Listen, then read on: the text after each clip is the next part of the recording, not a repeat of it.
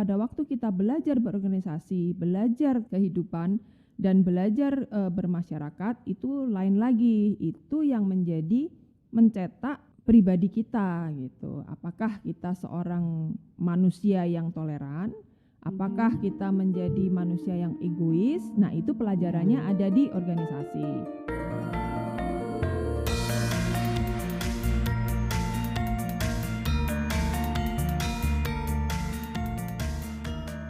Salam hangat semuanya. Jumpa kembali dalam podcast Rembuk Rasa Putri Kedaton. Berbeda dengan edisi sebelumnya yang dibawakan adik-adik saya, kali ini saya Gusti Kanjeng Ratu Condro Kirono akan mengajak ngobrol kakak saya tertua, yaitu Gusti Kanjeng Ratu Mangkubumi. Tema yang akan kita bahas kali ini adalah Yogyakarta dan Organisasi Pemuda. Halo Mamangku, selamat siang. Selamat siang. Matur nuwun ya, sudah meluangkan waktunya di tengah aktivitas yang padat. Mbak Mangku, pada bulan Oktober ada perayaan Hari Sumpah Pemuda. Jadi kita kali ini akan berdiskusi tentang kegiatan kepemudaan di Yogyakarta.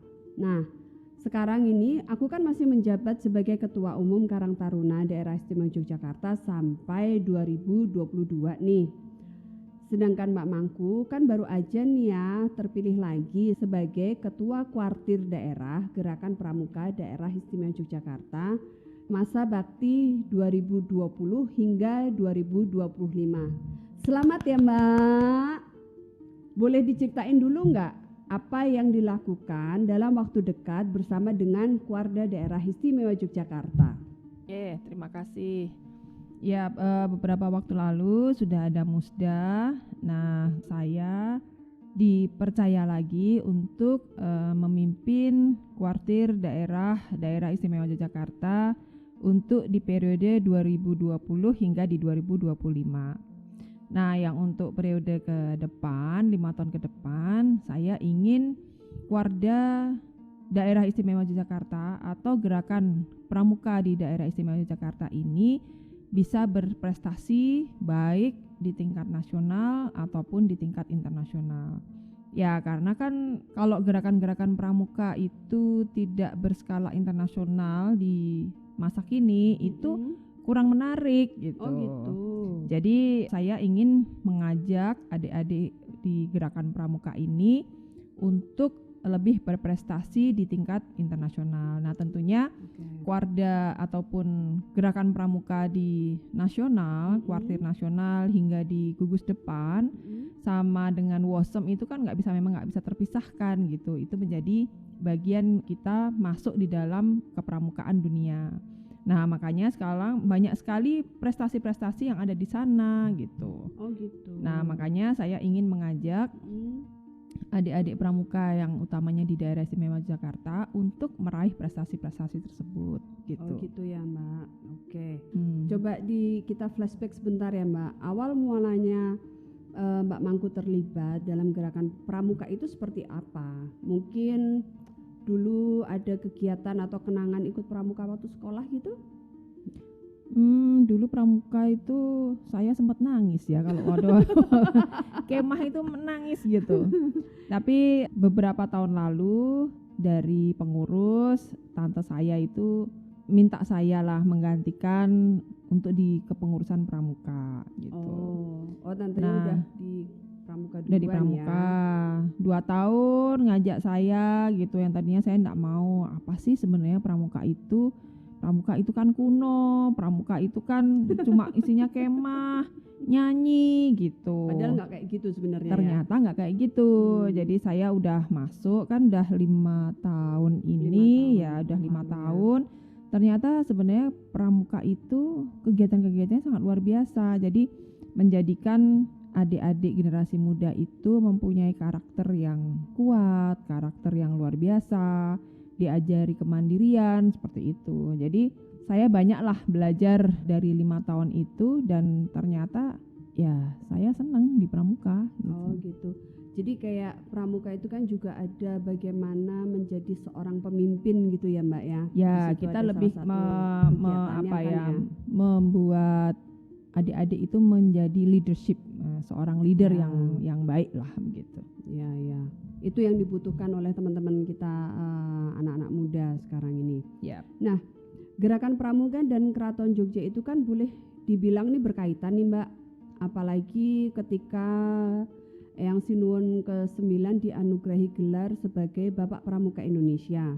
Nah, kira-kira bisa cerita sedikit nggak? Maksudnya kenapa kok bisa sampai disebut sebagai Bapak Pramuka Indonesia?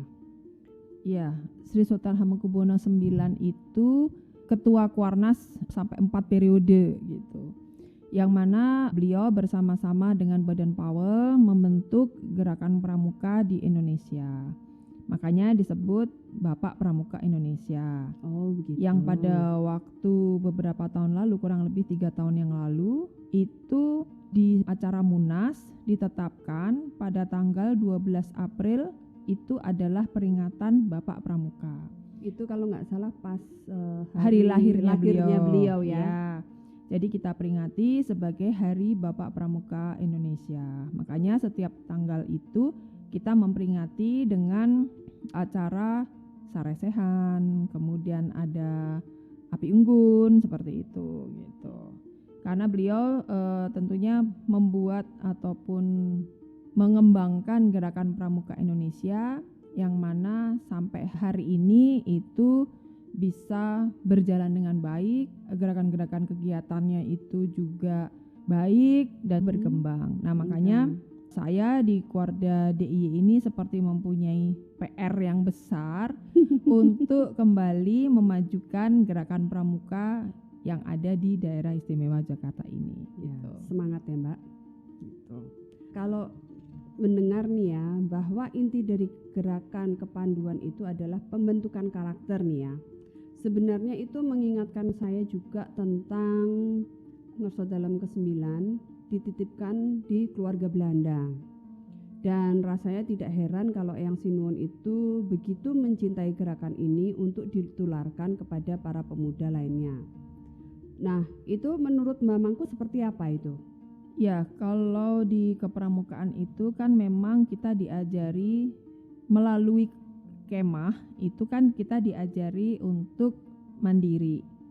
Mandiri, mempunyai emansipasi, toleransi gitu ya terhadap sesama. Karena disitulah kita bersama-sama dengan adik-adik yang lain itu untuk berkegiatan bersama. Nah, tentunya di gerakan pramuka ini tidak hanya kita bernyanyi dan bersukacita, tapi disitulah sebenarnya kita dididik untuk mempunyai karakter yang kuat, kemudian leadership gitu, kemudian juga tentunya jiwa-jiwa nasionalisme gitu, seperti yang tercantum pada Dasa Dharma ya, jadi suka tolong menolong, jujur gitu. Kemudian juga seperti lagunya, pramuka adalah manusia Pancasila. Jadi itu sebenarnya sangat luar biasa edukasi-edukasi ataupun prinsip-prinsip yang ada di gerakan pramuka gitu. Jadi kalau disampaikan ke orang-orang bahwa pramuka itu kuno, itu karena ya memang harus melihatnya dari sisi yang berbeda gitu. Ya. Jadi baru bisa paham bahwa kegiatan pramuka itu luar biasa. Ya, karena di dalam pramuka itu kan sebenarnya banyak juga pelatihan ya Mbak ya. Jadi Indonesia ini kan butuh para pemuda itu dilatih untuk menjadi seorang pemimpin gitu. Ya, mengingat semangat pramuka Mbak, yang sebenarnya kita sendiri itu kan menjalani dan mengaplikasikannya dalam perjalanan hidup ya. Nah, kedepannya apa yang Mbak Mangku akan lakukan untuk membawa pramuka di daerah istimewa Yogyakarta ini atau di Indonesia secara luasnya? Ya, kalau untuk di kuartir daerah istimewa Yogyakarta yang sempat saya sampaikan kemarin itu adalah kita menjadikan gerakan pramuka di daerah istimewa Yogyakarta ini menjadi pramuka yang istimewa gitu. Nah, kalau sudah menjadikan pramuka di DIY ini menjadi pramuka istimewa, tentunya kita menginginkan para pemuda ini menjadi pemuda yang unggul. Jadi pramuka istimewa untuk menjadi pemuda yang unggul. Nah, pemuda yang unggul ini dalam artian bahwa semua pramuka adalah aktor perubahan gitu. Jadi setiap kalau sekarang itu kayak Kalau di Instagram itu kan jangan menjadi follower tapi yang di-follow gitu. Gitu. Jadi bagaimana para pemuda itu diwajibkan dan diharuskan untuk mempunyai inovasi-inovasi, mempunyai kreasi, dan menjadi agen perubahan atau menjadi aktor perubahan di wilayah masing-masing. Nah, tentunya dengan itu berarti apa?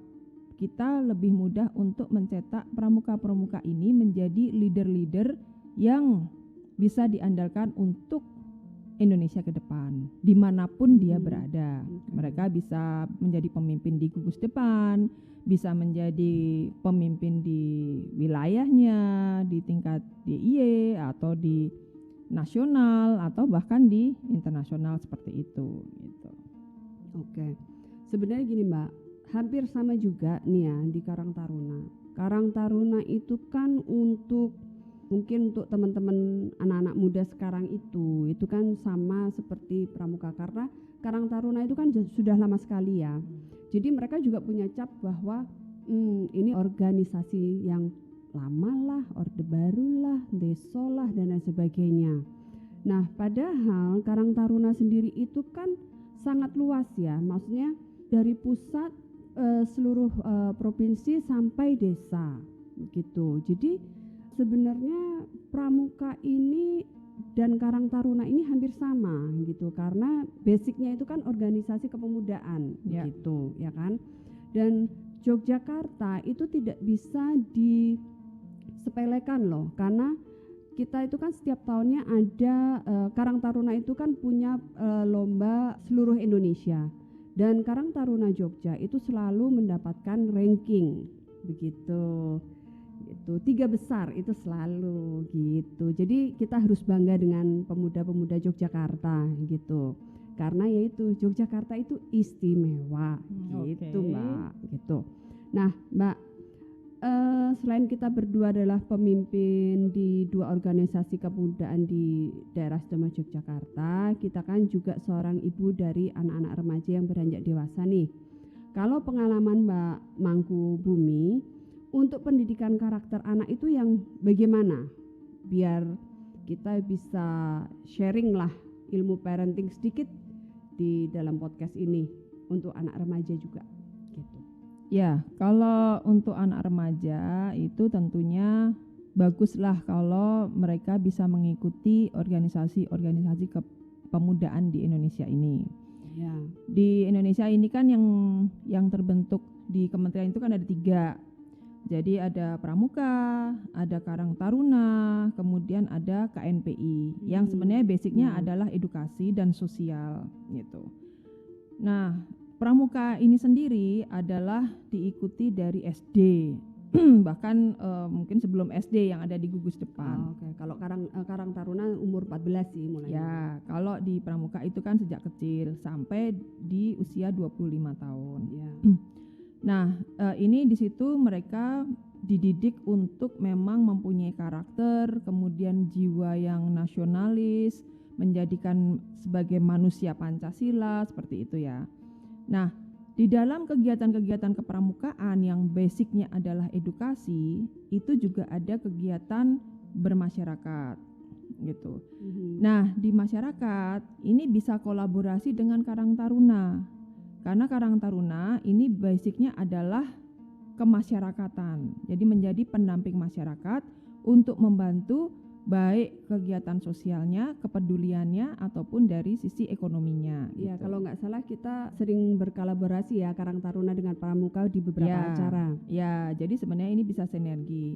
Nah, pada waktu ini beranjak dewasa semua, nah tentunya pilihan ataupun pilihan hidup itu kan bisa tetap menjadi edukator atau menjadi seorang yang berkegiatan sosial atau yang ingin berpolitik.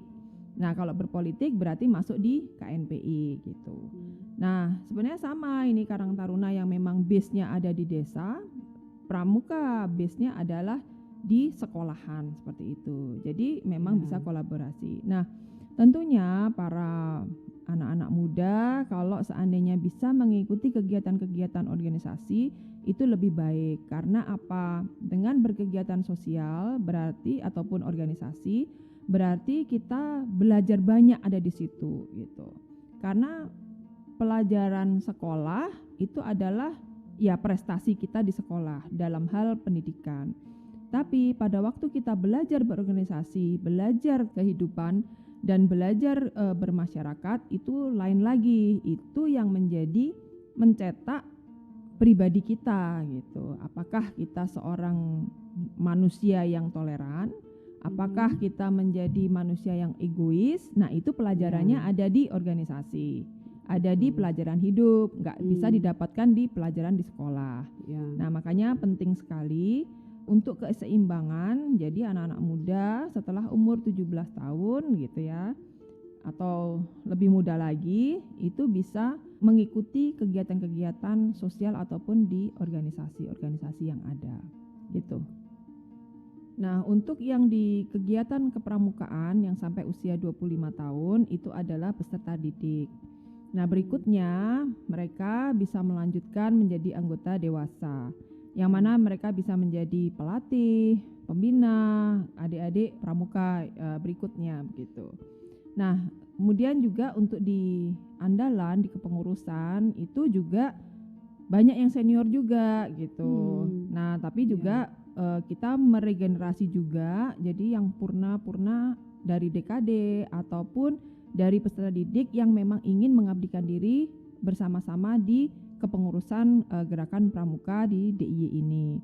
Kita mencoba untuk regenerasi itu baik dari gugus depan, dari ranting, dari cabang hingga di kuartir daerah. Jadi supaya kegiatan-kegiatan pramuka ini selalu sinergi, kemudian juga harapan-harapan dan juga tentunya prestasi-prestasi yang sudah diukir oleh adik-adik di tingkat gugus depan, itu pengabdiannya hingga tidak terbatas lah di gerakan pramuka ini. Makanya kita selalu menginginkan bahwa kegiatan pramuka ini untuk di usia semuanya, baik dari gugus depan yang di tingkat sekolah dasar gitu ya, sampai ya masih muda sekali, hingga di Pandega ataupun yang sudah lebih senior untuk bersama-sama kita mengabdikan diri di gerakan pramuka di utamanya di daerah istimewa Yogyakarta. Oke, jadi dari usia dini hingga sepuh lah ya, senior. Oh, senior. Oke. Begitu juga Gitu. Karang Taruna sih juga gitu sih Mbak, ada usianya, jadi dimulai umur 14 hingga senior juga. Kalau di Karang Taruna yang untuk senior-senior itu kita sebut sebagai Majelis Pertimbangan Karang Taruna gitu. Kalau nggak salah Mbak Mangku masih kan di situ? Iya, iya ya. Jadi ya memang gerakan Karang Taruna ataupun pramuka ini memang harus ada regenerasi berikutnya sehingga sebagai wadah teman-teman pemuda-pemuda Jogja yang istimewa ini agar bisa menjadi sesuatu yang spesial gitu. Kegiatannya spesial, kemudian juga tentunya unsur dari kebudayaan Jogja itu sendiri yang juga jangan dilupakan gitu, karena kan kita mempunyai kebudayaan ataupun juga yang sudah diakui di dalam undang-undang keistimewaan.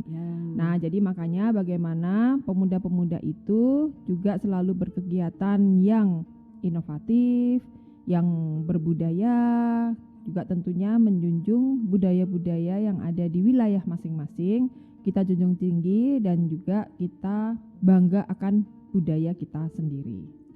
Ya, dari teman-teman muda inilah gimana caranya budaya Jogja itu tetap ada ya Mbak, istilahnya nguri-nguri kebudayaan begitu. Beberapa teman di Karang Taruna juga selalu ada sesuatu yang baru di setiap bulannya dan sangat bersemangat untuk tetap nguri-nguri kebudayaan begitu. Ya. Kalau perannya Mbak Mangku sendiri di Kuarnas gimana?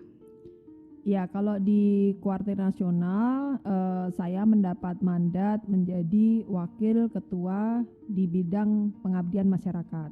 Yang mana di bidang kami itu ada kegiatan untuk kebencanaan, kemudian lingkungan, kemudian juga kampung pramuka. Nah, di kegiatan-kegiatan utamanya 2, di lingkungan dan kampung pramuka, kita menginginkan ada kampanye-kampanye tentang lingkungan dari adik-adik pramuka.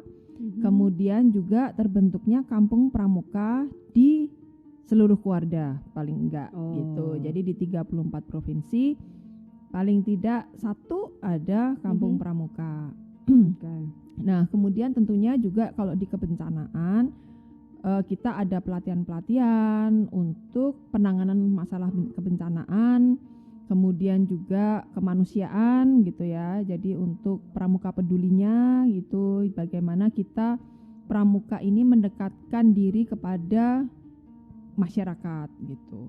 Jadi untuk menolong di masyarakat gitu, kemudian juga di kebencanaan.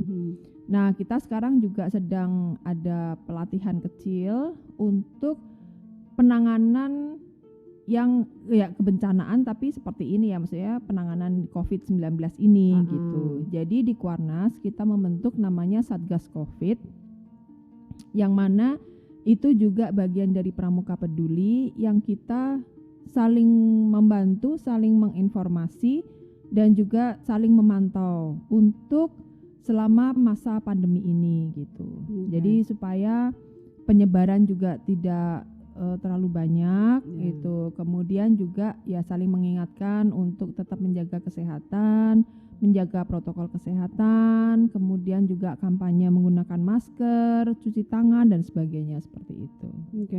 Karang Taruna juga itu juga membantu penanganan COVID juga. Ya istilahnya membantu pemerintah lah ya, karena kan semua ini kan baru pandemi seperti ini kan harus ada kerjasama satu sama lain antara pemerintah, organisasi dan sebagainya. Oke, kalau gitu. Enggak kerasa nih ya Mbak, udah panjang lebar kita bercerita mulai dari kegiatan Mbak Mangkubumi, sejarah pramuka, cerita Eyang Sinuwun, sampai berbagi pesan mendidik anak. Nah, semoga podcast kali ini bisa menambah khasanah ilmu bagi pendengar semuanya. Tentunya dalam rangka menyemarakkan Hari Sumpah Pemuda. Semoga semangat pemuda selalu dapat membentuk karakter yang dapat diandalkan. Jadilah pemuda Indonesia yang istimewa, berangkat dari Yogyakarta. Demikian podcast Rembuk Roso Putri Kedaton kali ini. Jangan lewatkan podcast Rembuk Roso Putri Kedaton berikutnya yang pasti dengan tema dan bahasan berbeda.